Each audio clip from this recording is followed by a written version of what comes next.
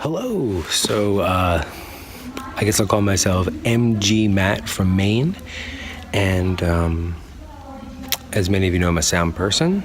So I'm just here today at the Biddeford Theater, which is built in the 1890s by the famous architect John Galvin Stevens, if you're familiar with him. So this is just where I happen to be working tonight. Most of my sound gigs aren't in live locations, maybe only like a quarter of them. The rest of the stuff is in studios or radio stations. But today I'm going to talk about some simple, quick tips for dealing with myasthenia gravis. You know how with MG, some days we have good days and some days we have bad days. If you take these simple tips, from my experience, you're gonna have more good days than you are bad days, okay?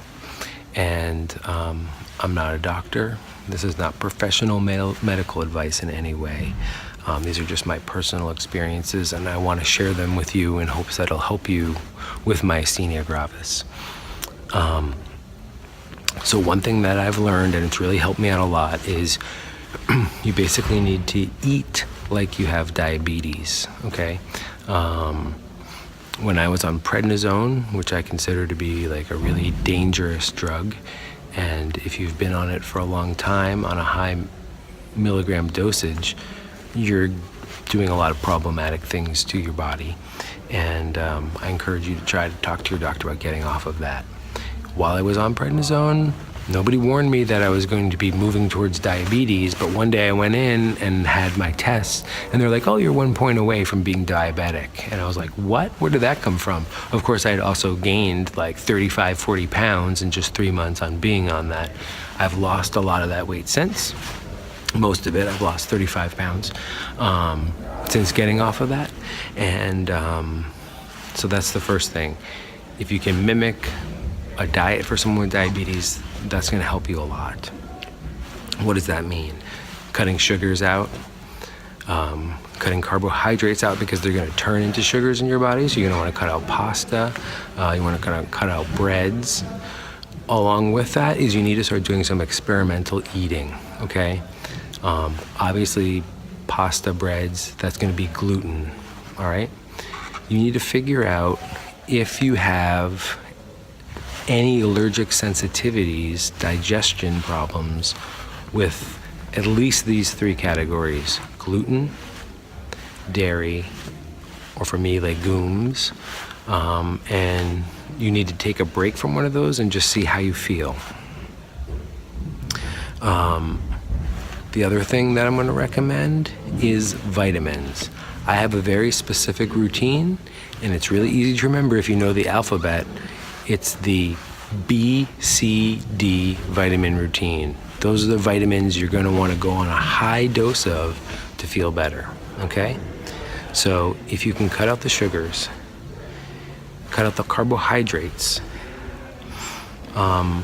experiment with food categories and see what you might be sensitive to. I'm going to give one more example of that situation. Don't eat any breads or pasta for 2 weeks, and then eat like a big bready calzone or huge bowl of pasta and see how you feel. So cut out sugars, like I said, fast foods, all that processed garbage, high dose of vitamin B, vitamin C, vitamin D, and those are my recommendations. Take it from there. If you have other eating recommendations, nutritional recommendations, or natural remedies, feel free to leave it in the comments below. June is Myasthenia Gravis Awareness Month, so that's why I'm starting this video series here. I've already made a little video about some of my history with MG, and I will link it somewhere here. And subscribe. I make other crazy videos about other weird stuff that you may have no interest in, but I promised in my MG story video that I would put together something, every once in a while. So I will make videos on vitamin B, vitamin C, vitamin D, why they're important. I'll make videos on stuff to avoid, like magnesium, but why you shouldn't eliminate magnesium altogether. You just shouldn't supplement it on high levels. Why you need potassium. All these things I'm going to get into in future videos, things I've learned.